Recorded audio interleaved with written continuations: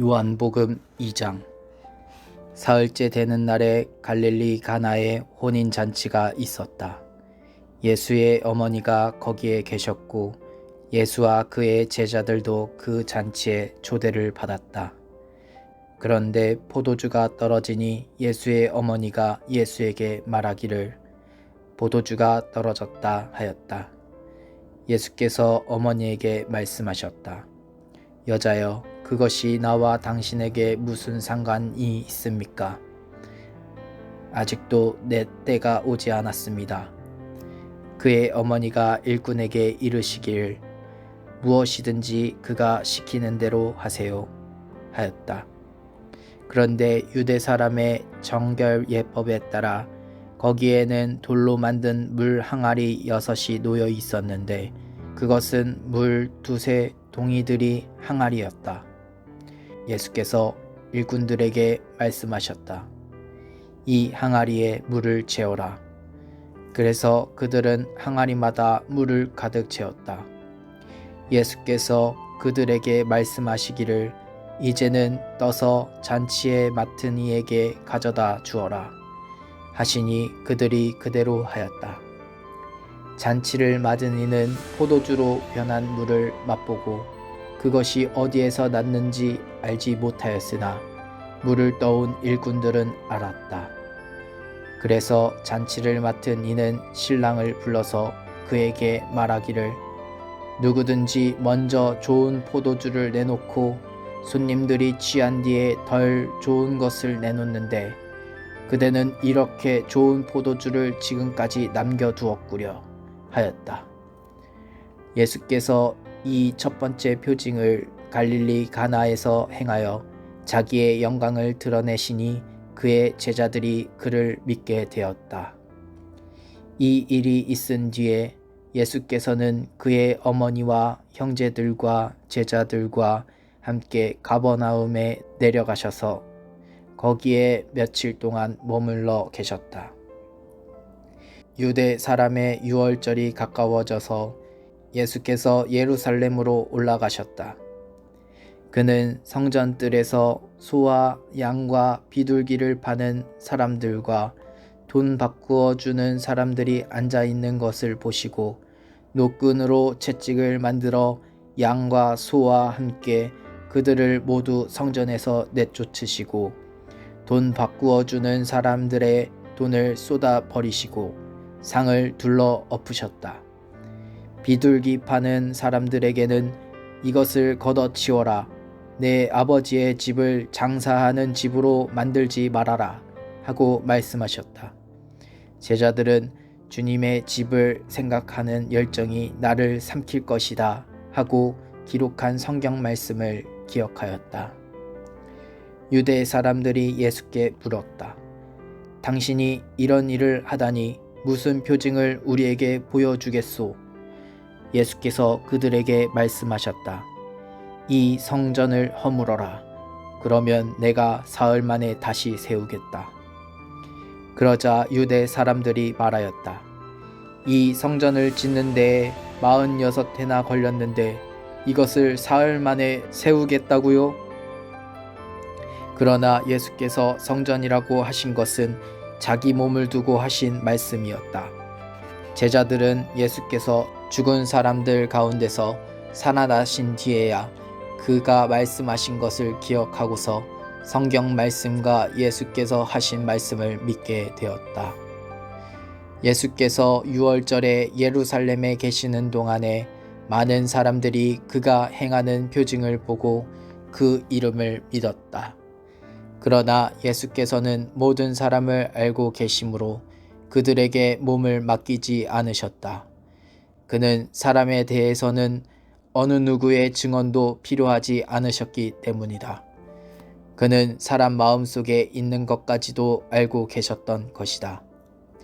바리새파 사람들 가운데 니고데모라는 사람이 있었다. 그는 유대 사람의 한 지도자였다. 이 사람이 밤에 예수께 와서 말하였다. 랍비님, 우리는 선생님이 하나님께로부터 오신 분임을 압니다. 하나님께서 함께 하지 않으시면 선생님께서 행하시는 그런 표징들은 아무도 행할 수 없습니다. 예수께서 그에게 말씀하셨다. 내가 진정으로 진정으로 너에게 말한다. 누구든지 다시 나지 않으면 하나님 나라를 볼 수 없다. 니고데모가 예수께 말하였다. 사람이 늙었는데 그가 어떻게 태어날 수 있겠습니까? 어머니 뱃속에 다시 들어갔다가 태어날 수야 없지 않습니까? 예수께서 대답하였다. 내가 진정으로 진정으로 너에게 말한다. 누구든지 물과 성령으로 나지 아니하면 하나님 나라에 들어갈 수 없다. 육에서 난 것은 육이요 영에서 난 것은 영이다. 너희가 다시 태어나야 한다고 내가 말한 것은 너는 이상히 여기지 말아라. 바람은 불고 싶은 대로 분다. 너는 그 소리는 듣지만 어디서 와서 어디로 가는지는 모른다. 성령으로 태어난 사람은 다 이와 같다. 니고데모가 예수께 물었다. 어떻게 이런 일이 있을 수 있습니까? 예수께서 대답하셨다. 너는 이스라엘의 선생이면서 이런 것도 알지 못하느냐? 내가 진정으로 진정으로 너에게 말한다. 우리는 우리가 아는 것을 말하고 우리가 본 것을 증언하는데 너희는 우리의 증언을 받아들이지 않는다. 내가 땅의 일을 말하여도 너희가 믿지 않거든. 하물며 하늘의 일을 말하면 어떻게 믿겠느냐? 하늘에서 내려온 이 곧 인자 밖에는 하늘로 올라간 이가 없다. 모세가 광야에서 뱀을 든 것 같이 인자도 들려야 한다. 그것은 그를 믿는 사람마다 영생을 얻게 하려는 것이다. 하나님께서 세상을 이처럼 사랑하셔서 외아들을 주셨으니 이는 그를 믿는 사람마다 멸망하지 않고 영생을 얻게 하려는 것이다. 하나님께서 아들을 세상에 보내신 것은 세상을 심판하려는 것이 아니라 아들을 통하여 세상을 구원하시려는 것이다. 아들을 믿는 사람은 심판을 받지 않는다. 그러나 믿지 않는 사람은 이미 심판을 받았다. 그것은 하나님의 독생자의 이름을 믿지 않았기 때문이다. 심판을 받았다고 하는 것은 빛이 세상에 들어왔지만 사람들이 자기들의 행위가 악함으로 빛보다 어둠을 더 좋아하였다는 것을 뜻한다. 악한 일을 저지르는 사람은 누구나 빛을 미워하며 빛으로 나아오지 않는다. 그것은 자기 행위가 드러날까 보아 두려워하기 때문이다. 그러나 진리를 행하는 사람은 빛으로 나아온다.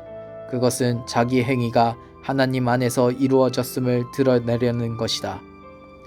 그 뒤에 예수께서 제자들과 함께 유대 지방으로 가서 거기서 그들과 함께 지내시면서 세례를 주셨다. 살렘 근처에 있는 에논에는 물이 많아서 요한도 거기서 세례를 주었다.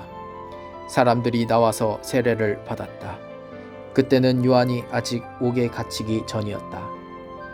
요한의 제자들과 어떤 유대 사람 사이에 정결 예법을 두고 논쟁이 벌어졌다. 요한의 제자들이 요한에게 와서 말하였다. 랍비님 보십시오. 요단강 건너편에서 선생님과 함께 계시던 분, 곧 선생님께서 증언하신 그분이 세례를 주고 있는데 사람들이 모두 그분에게로 모여듭니다. 요한이 대답하였다. 하늘이 주시지 않으면 사람은 아무것도 받을 수 없다. 너희야말로 내가 말한 바 나는 그리스도가 아니요 그분보다 앞서서 보내심을 받은 사람이다. 한 말을 증언할 사람들이다. 신부를 차지하는 사람은 신랑이다. 신랑의 친구는 신랑이 오는 소리를 들으려고 서 있다가 신랑의 음성을 들으면 크게 기뻐한다. 나는 이런 기쁨을 가득 차 있다. 나는 이런 기쁨으로 가득 차 있다. 그는 흥하여야 하고 나는 쇠하여야 한다. 위에서 오시는 이는 모든 것 위에 계신다. 땅에서 난 사람은 땅에 속하여서 땅의 것을 말한다. 하늘에서 오시는 이는 자기가 본 것들과 들은 것을 증언하신다. 그러나 아무도 그의 증언을 받아들이지 않는다. 그의 증언을 받아들이는 사람은 하나님의 참되심을 인정한 것이다. 하나님께서 보내신 이는 하나님의 말씀을 전한다. 그것은 하나님께서 그에게 성령을 아낌없이 주시기 때문이다. 아버지는 아들을 사랑하셔서 모든 것을 아들의 손에 맡기셨다. 아들을 믿는 사람에게는 영생이 있다. 아들에게 순종하지 않는 사람은 생명을 얻지 못하고 도리어 하나님의 진노를 산다. 아멘.